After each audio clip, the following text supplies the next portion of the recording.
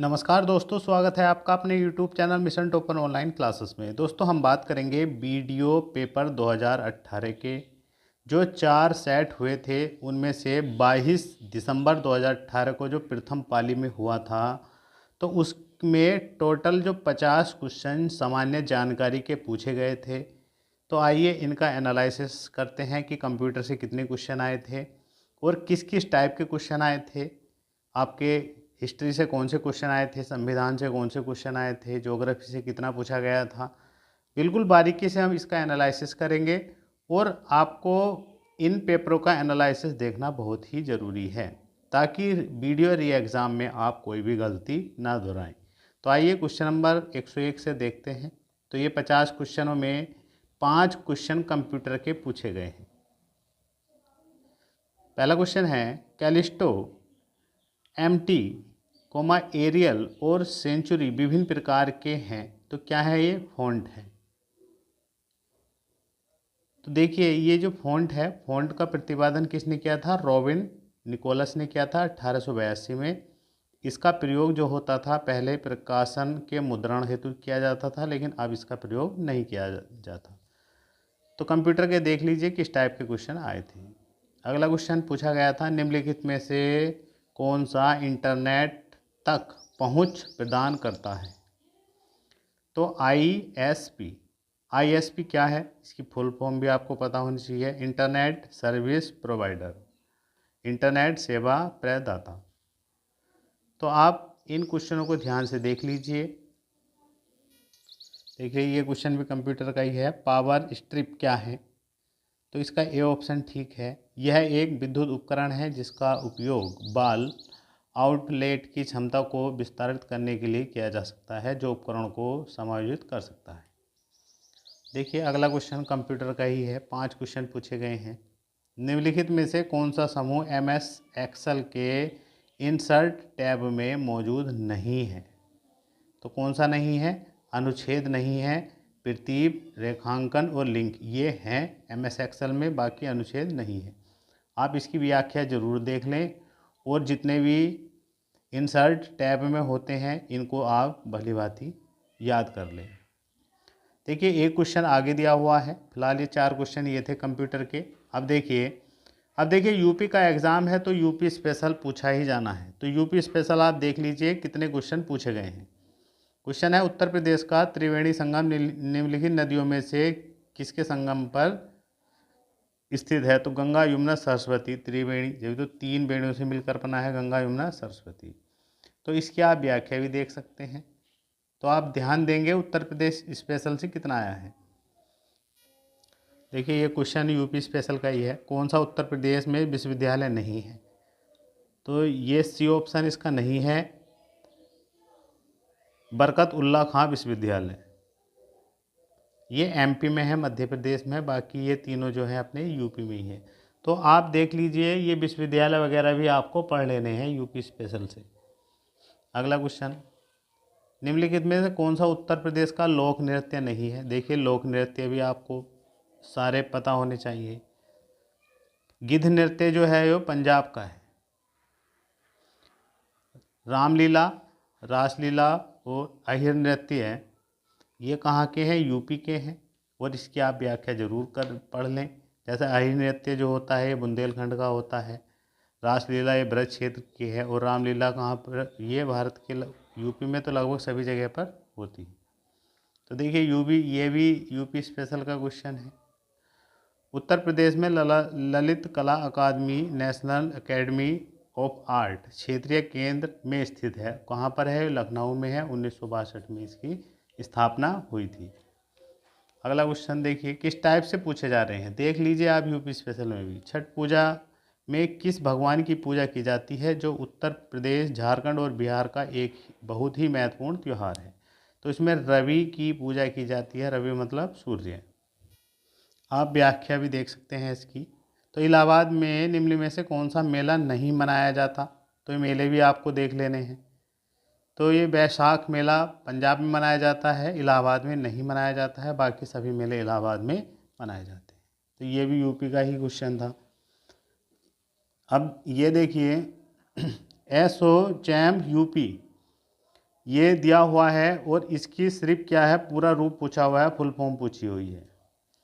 तो एसोचैम यूपी का क्या बनेगा, ये डी ऑप्शन इसका करेक्ट हो जाएगा। आप इसको ध्यान से देख ले, फुल फॉर्म भी पूछी ही जाती है, आप इसके बारे में भी पढ़ सकते हैं। ये देखिए, ये एसोचैम यूपी के बारे में पूरा दिया हुआ है।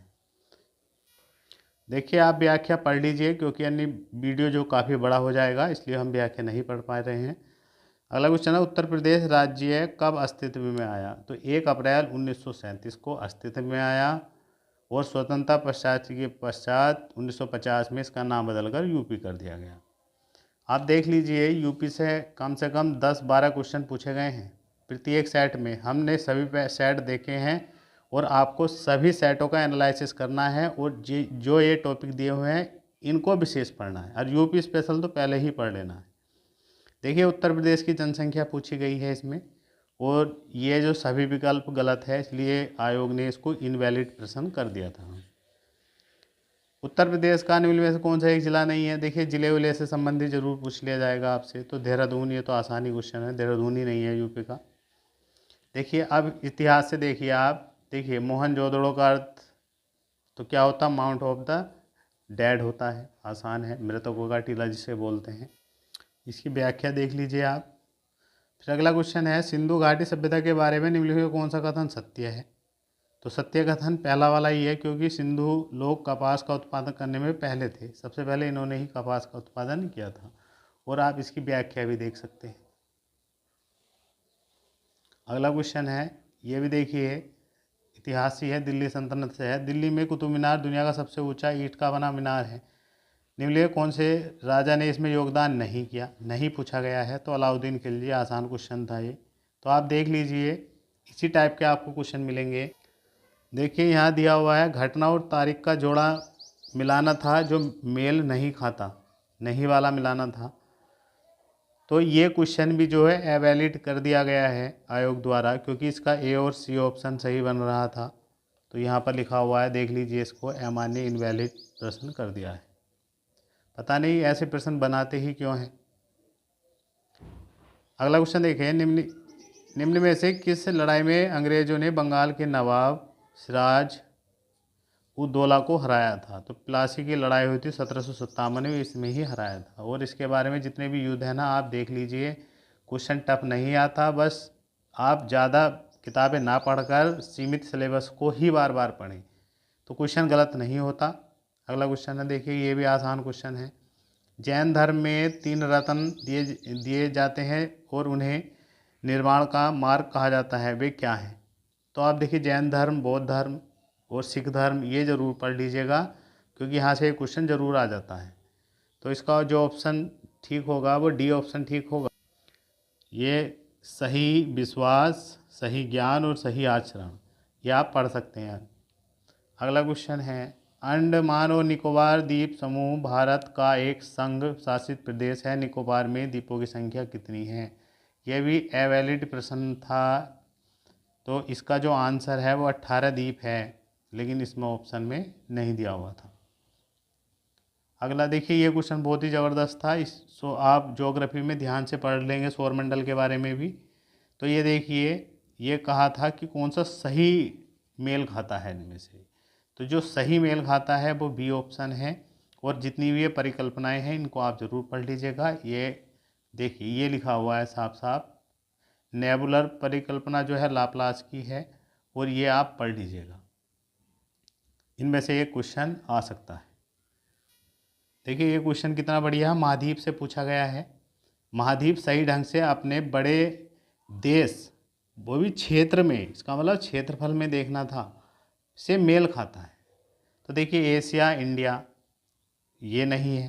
तो इसमें जो सही मेल खाता है ये है दक्षिणी अमेरिका और ब्राज़ील। बड़े देश देखने थे इसमें, उसकी व्याख्या आप देख सकते हैं, बाकी आप देख लीजिएगा। अगला क्वेश्चन है, असंगत मिलान खोजें। तो देख लीजिए क्वेश्चन किस प्रकार से घुमाए फिरे जाते हैं, लेकिन रहते हैं आसान ही है, इतने टफ नहीं है। तो दुनिया में सबसे बड़ा प्राणी, ये भी सही है। असंगत बताना था, दुनिया में सबसे बड़ा डेल्टा सुंदरबन, ये भी ठीक है। और दुनिया की सबसे गहरी झील जो सुपीरियर झील नहीं होती कौन सी होती है? बैकाल झील होती है रूस की। और सबसे बड़ा रेगिस्तान सहारा अफ्रीका का। आसानी क्वेश्चन था ये भी। निम्नलिखित में से कौन सा लघु हिमालय या हिमाचल के महत्वपूर्ण पहाड़ी रिटार्स में नहीं है? तो ये क्वेश्चन बहुत ही टफ है, आप देख लीजिएगा। ये टफ क्वेश्चन भी पूछ ले जाते हैं, एक दो क्वेश्चन तो बहुत ही टफ थे इनमें, तो आप इसको भी पढ़ लीजिए। फिलहाल इसका आंसर जो है बाणासुर है, ये ऑप्शन ठीक है। व्याख्या पढ़ सकते हैं आप इसकी। देखिए कितनी सारी लैंग्वेज लिखी है और क्वेश्चन यही पूछा गया है, नदी का नाम क्या है? कि यह तिब्बत से शुरू होती है, 2900 किलोमीटर इसकी लंबाई है, और ये दिहांग नाम से भी प्रवेश करती है अरुणाचल प्रदेश में। तो कौन सी है? ब्रह्मपुत्र नदी है। तो नदियाँ जरूर पढ़ने, हर साइड में नदियों से क्वेश्चन जरूर देखने को मिला है। अगला क्वेश्चन देखिए, भारतीय मानक मेरिडियन 5 राज्यों के मध्य से गुजरती है, इनमें से कौन नहीं है? तो आप ये जरूर पढ़ लें अपना IST के बारे में, ध्यान से पढ़ें इन क्वेश्चनों को। यही क्वेश्चन आते हैं, ये बहुत ही रिपीट क्वेश्चन है, हर बार परीक्षाओं में पूछा जाता है। तो इसमें बिहार नहीं है, बाकी आप देख लीजिए 5 राज्यों से होकर गुजर रही है हमारी मानक भारतीय ये जो समय रेखा है, उत्तर प्रदेश, मध्य प्रदेश, छत्तीसगढ़, उड़ीसा और अरुणाचल प्रदेश। अगला क्वेश्चन देखिए, संविधान से कौन कौन से क्वेश्चन पूछे गए हैं? संविधान द्वारा विचार की गई लोकसभा में अधिकतम ताकत क्या है? ताकत में अधिकतम कितनी हो सकते हैं? तो 552। यह आसान ही क्वेश्चन था, और संविधान के सभी क्वेश्चन आसान ही पूछे जाते हैं, इतने टफ नहीं पूछे जाते हैं। देखिए अगला क्वेश्चन है ये आप व्याख्या इसकी देख लीजिएगा। और अगला क्वेश्चन, भारत के संविधान के संशोधन के तहत पंचायती राज को एक संवैधानिक निकाय बनाया गया है। तो 1992 में 73वां संशोधन। तो जितने भी संशोधन है ये जरूर पढ़ने आप, इनसे ही क्वेश्चन आपको देखने को मिलेगा। आप इसकी व्याख्या भी देख सकते हैं। निम्नलिखित में कौन सा पंचायत राज त्रिस्तरीय प्रणाली के स्तर का नहीं है? ये क्वेश्चन तो बहुत ही फेवरेट है, ये आता ही आता है हमेशा। नगर परिषद, तो ये नहीं है, बाकी ये तीनों होती हैं, आपको पता ही होगा। और इसकी व्याख्या जरूर देख लें आप। ये बलवंत राय मेहता समिति 1957, ये समिति वगैरह जरूर पढ़ के जाएं संविधान में। अगला क्वेश्चन है, निम्नलिखित में कौन सा भारतीय संविधान की महत्वपूर्ण विशेषता नहीं है? देखिए नहीं है पूछा गया है। यह एक लिखित संविधान है, ये भी ठीक है। यह है और संशोधन मूल संरचना नहीं किया है, ये भी ठीक बात है। और यह एकल है, लेकिन ये संज्ञा भी है, और ये भी ठीक है। लेकिन ये देखिए साफ साफ चमक रहा है, इसे राज्य के राज्यपाल से संशोधन किया जा सकता है। तो संशोधन राज्यपाल का कोई मतलब नहीं संशोधन करने का। तो आप देख लीजिए इस टाइप के क्वेश्चन संविधान में पूछे जाते हैं, उसी प्रकार से आप तैयारी करें।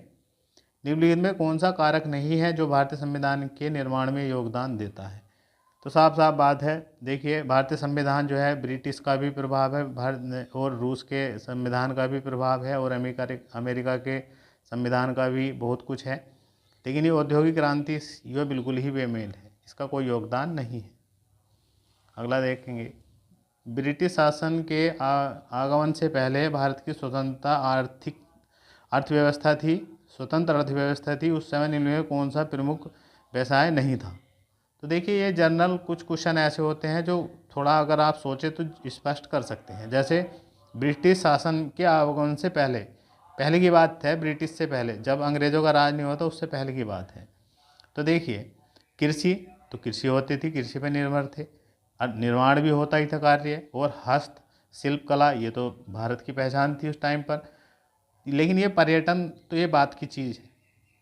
तो आप इस टाइप से इनमें अंतर करके भी क्वेश्चन को समझ सकते हैं। देखिए व्याख्या भी देख सकते हैं इसकी। और देखिए ये क्वेश्चन बड़ा अच्छा क्वेश्चन है, बहुत ही आता है, कई पीसीएस वगैरह में कई बार आ चुका है। 1991 में नई उदार आर्थिक नीति के पश्चात ये जो है ये औद्योगिकरण नहीं है इसमें, बाकी तीनों हैं। इसकी व्याख्या जरूर देख लें आप। शुरू से ही नरसिंह राव सरकार द्वारा की गई थी 1991 में। उदारीकरण, निजीकरण और वैश्वीकरण, 3 चीज़ मुख्य थी इसमें। ये औद्योगिकरण नहीं है, ये गलत है। अगला देखिए, कुछ भारतीय अर्थशास्त्री ब्रिटिश शासन के दौरान भारत की राष्ट्रीय आय का मूल्यांकन करने के प्रयास करते हैं। निम्न में कौन सा अर्थशास्त्री नहीं थे?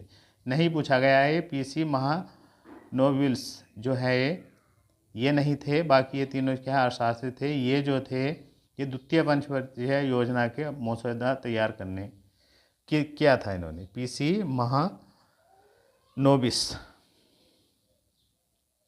अगला क्वेश्चन देखेंगे, देखिए इसके बारे में पढ़ भी लीजिएगा आप। देखिए अगला क्वेश्चन, देखिए ये किस टाइप का क्वेश्चन पूछा गया है, इन पर भी ध्यान देंगे आप। ये इकोनॉमिक्स का क्वेश्चन है, बैंकों से संबंधित। निम्नलिखित में कौन सा बैंक और उसकी टैगलाइन के बीच एक असंगत मिलान है? तो इनकी आपको टैगलाइन भी देखनी है। तो ये नहीं है पंजाब नेशनल बैंक, बाकी ये सब सही हैं। तो ये बढ़ती का नाम जिंदगी, ये नहीं है। इसका हम देखते हैं क्या है। तो इसका जो है पंजाब नेशनल बैंक का टैगलाइन जो है, जिस नाम से आप बैंक कर सकते हैं। तो ये है इसकी टैगलाइन, बाकी इनकी ठीक है। अगला क्वेश्चन है, देखिए गांधी जी ने गांव सर्वोदय के आदर्श ने बताए गए कि एक आदर्श गांव की कुछ शर्तों को पूरा करना होगा। इनमें शर्त नहीं है, नहीं पूछा गया था। तो ये पहला वाला नहीं है, क्योंकि जाति व्यवस्था के खिलाफ थे गांधी जी, इसके समर्थन में कभी नहीं थे। अगला क्वेश्चन है, ये देखिए व्याख्या पढ़ लीजिएगा चाहे इसकी आप। अगला क्वेश्चन है किस, देखिए यहाँ से करंट के भी 7-8 क्वेश्चन प्रत्येक सेट में पूछे ही गए। देखिए ध्यान से देखें किस टाइप का करंट पूछा गया था। देखिए 21वें राष्ट्रमंडल खेलों 2018 का आदर्श वाक्य पूछा गया था। तो ये तो काफ़ी पुराना है, लेकिन अब जो है आपको पढ़ना है, इसी अनुसार पढ़ना है कि इस टाइप के क्वेश्चन मिलेंगे आप। देखिए सिर्फ करंट का आपको टाइप देखना है, क्योंकि ये काफ़ी पुराना है, 2018 का तो नहीं पूछा जाएगा। तो देखिए यहाँ उबेर का पूछा गया था, किसने जीता है? तो जापान ने जीता था। और ये देखिए युद्ध अभ्यास जितने भी हैं, यहाँ से क्वेश्चन हमेशा आता है, किन के संतुलित नहीं है, ये पूछा गया था। देख लीजिए, युद्ध अभ्यास कर लेने हैं आपको। और ये देखिए ये दिवस जरूर पढ़ के जाना है। एक दिवस सब लगभग सभी सेटों में दिया गया था। संतुलित नहीं है ये बताना था। तो ये डी ऑप्शन ही सही है। 1 मई को नहीं मनाया जाता अंतर्राष्ट्रीय, 22 मई को मनाया जाता है जैव विविधता दिवस। और आप इसकी व्याख्या देख लीजिएगा। अगला क्वेश्चन है, 2018 में भारत के पहला मेगा फूड पार्क का उद्घाटन किया गया था, जिनमें किस स्थान पर स्थित है? तो ये क्वेश्चन जो है इसका भी आंसर सही नहीं दिया गया है। देखिए टाइप देख लीजिए बस करंट का। तो आप देखिए इस टाइप का सबसे किसानों के ऊपर दिया गया था करंट का एक क्वेश्चन ये। और ये क्वेश्चन पूछा गया था करंट का, कृषि उत्पादन बेचने के लिए एक नया मंच भारत सरकार द्वारा शुरू किया गया, क्या नाम है इसका? ई रकम, जो शुरू किया गया था 2017 में शुरू किया गया था ये। और देखिए ये भारत सरकार कृषि के ऊपर ही एक करंट का और क्वेश्चन पूछा गया था ये, जिसका संपदा आंसर था। और यहाँ से देखिएगा, ये गलत मिलान की पहचान करें। तो देख लीजिए ये आविष्कार दिए गए हैं, जैसे fountain pen, ammeter, barometer, animation. तो ये इसमें गलत बताना था, तो इसका बी ऑप्शन गलत है। एमीटर का आविष्कार जो किसने किया था? टॉरसेली ने किया था। आप देखिए मिलान जरूर पढ़ के जाएं, आविष्कार वगैरह। और देखिए यहाँ भी ये भी इसी टाइप का क्वेश्चन दे दिया गया है, सही मिलान करना था इसमें। तो इसमें जो सही है वो पहला वाला ही सही है, माइक्रोवेव ओवन जो है ये ठीक है, बाकी ये गलत हैं। आप इनकी भी व्याख्या देख लीजिएगा। तो देखिए इनको ज़रूर याद कर लीजिएगा। अगला है 48वां क्वेश्चन। देखिए ये कंप्यूटर का ये क्वेश्चन है, इसमें अस्थायी रूप से संग्रहित डेटा के लिए उपयोग किए जाने वाला शब्द क्या है? तो कैश डेटा है, इसको कैश डेटा बोलते हैं। अगला लास्ट 49 क्वेश्चन है, अभिज्ञान शाकुंतलम किताब के लेखक कौन है? कालिदास। तो जितनी किताब हैं, ये जितने भी प्रसिद्ध हमारे लेखक हैं, इनकी किताब जरूर पढ़ें। और कालिदास की और जितनी भी किताबें हैं ये आपको याद जरूर होनी चाहिए। वो लास्ट क्वेश्चन था, कौन सा सही मेल नहीं खाता? तो ये भी देख लीजिए, पुराने पत्रों का एक समूह जवाहरलाल नेहरू, और ये सब संतुलित है, लेकिन ये संतुलित नहीं है। तो आप इसकी व्याख्या यहाँ देख सकते हैं। तो आप देख लीजिएगा, जो आप किताब पढ़ रहे हैं उन्हीं किताबों को बार बार पढ़ें, फालतू किताबें ना पढ़ें। पेपर इसी टाइप के लगभग सभी सेट में पूछा गया है। सामान्य जानकारी जितने भी सेट हैं हम जरूर सॉल्व कराएंगे। यदि आप हमारे चैनल पर आए हैं तो प्लीज़ सब्सक्राइब जरूर कर लें, और वीडियो को ज़रूर लाइक करें। और जिस भी टॉपिक से आपको चाहिए हमें कमेंट्स बॉक्स में